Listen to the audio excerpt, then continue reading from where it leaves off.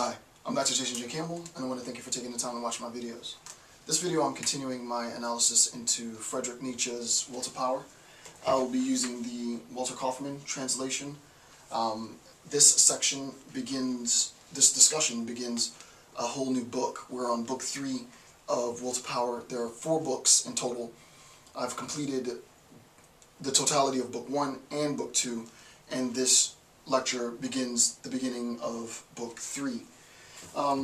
The notes will come from page 72 of my notes. As always, click the link in the description field. It'll take you to the PDF and follow along after you print out the PDF. This is going to be section 13 of my notes. So with that, let's begin. So this is Nietzsche, Will to Power, and this is section 13. And this is going to cover notes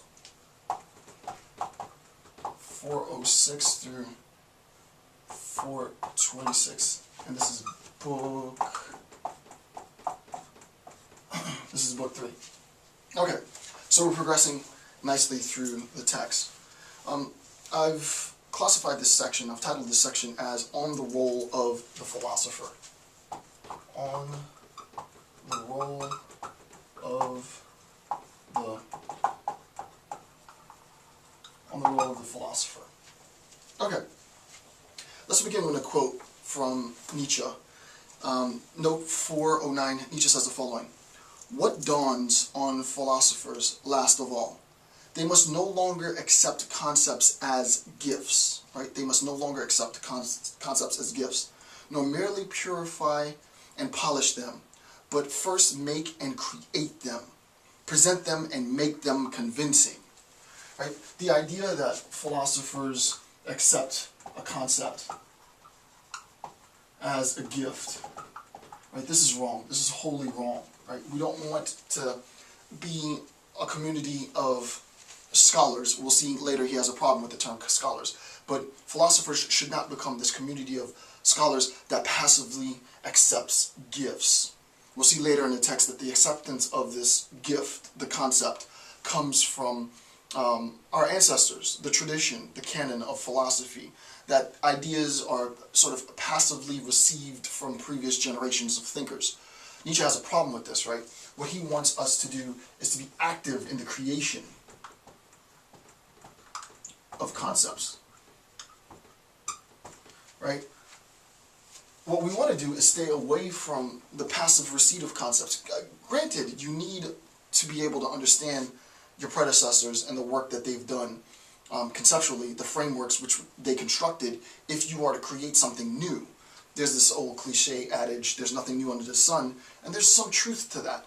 The other aspect to that, sort of the flip side to that concept, the flip side to that adage, is that people do originally create new and novel ideas by mixing many different concepts that they've experienced in their life, right? So that there is some new, right? There is some sense in which we can talk about a neophyte stage, a new beginning, a new horizon, a new project, right?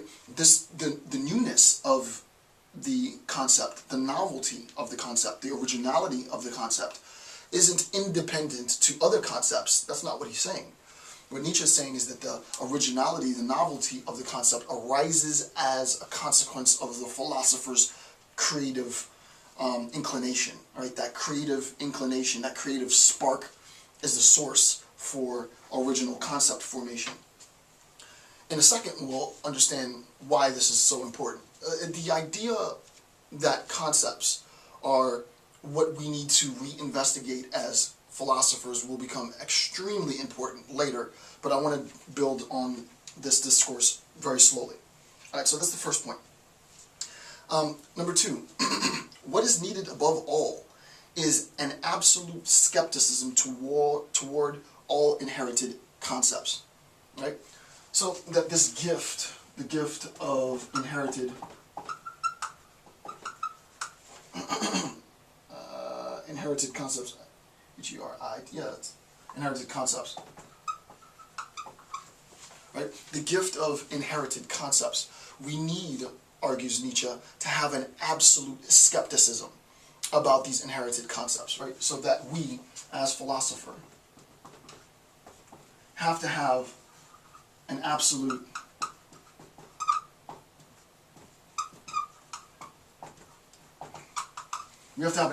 skepticism about the concepts that we've received, right? There is a sense in which, and this obviously would be the historical timeline, we have to have an absolute skepticism about the concepts that we received. So you can imagine that Nietzsche is going to be critical of Pascal. He's going to be critical of Kant. He's going to be critical of Schopenhauer. He's going to be critical of Plato. It's not that he's going to reject, right? It's not, the rejection is too stringent of a statement, right? It's not a rejection of inherited concepts as much as it is a skepticism, right? The idea is, this is the role of the philosopher. The whole point of the philosopher is to be critical, is to be skeptical about the concepts and the ideologies that he or she inherits. Even of Nietzsche, right? Even of Nietzsche. Nietzsche now, having been my predecessor, he would require me to be skeptical of the concepts that he's originated.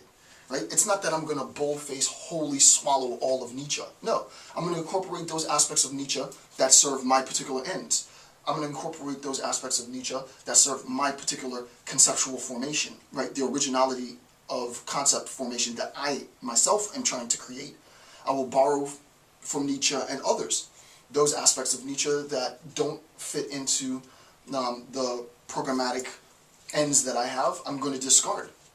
On a quick side note, after this year, for 2012, 2013, until maybe summer, August of 2013, I have writing projects that I'm going to be doing, that I'm doing in concert with my lecture series. After that, beginning August of 2013, I'm going to actually finally sit down. This lecture series will be done by then. My Freer lecture series will be done by then, and I'm going to pen my own philosophical work properly, right? Concept formation, epistemological, ontological. I'm going to do my own work, because after presenting Nietzsche as long as I have, after presenting Freire as long as I have, and reading the material over and over and formulating notes for it, I've started to see where aspects of each of these thinkers I can incorporate, but how my particular embodiment and my situatedness within the 21st century creates a whole new spectrum of possibilities that they couldn't address in their time, right? So I'm not going to whole face absorb and swallow all of the thinkers. This is what Nietzsche is saying. He's saying that you have to, as a philosopher, be absolutely critical, absolutely skeptical of the inherited concepts from previous generations, right? We, to sort of say, thinking outside of the box, the question is, what is the box, right? The question is, what is the box? The box is the narrative, is the discourse, it's the canon with which we are situated, with which our disciplines are situated, right? So you can imagine, if you're a computer scientist, the box is computer science as it has been done historically.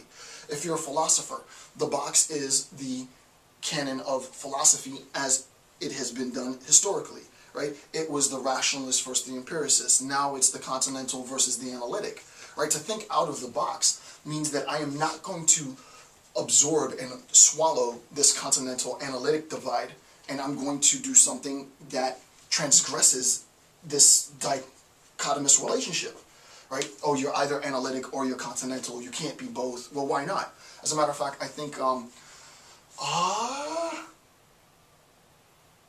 forgot the name. Oh my goodness. It's been a while since I've communicated with him. One of the viewers did precisely that point. I can't remember his name. Did precisely that point. I think his real name's Matt. But one of my viewers did precisely that point, right? Discussing the distinction between the analytic and continental philosophers. The idea is to think outside of the box means that we have to shed, right? We have to shed this inherited conceptual framework that we've been given, which functions, right? The idea is that the box functions, right? There is some functionality. There's great functionality to the contemporary discourse.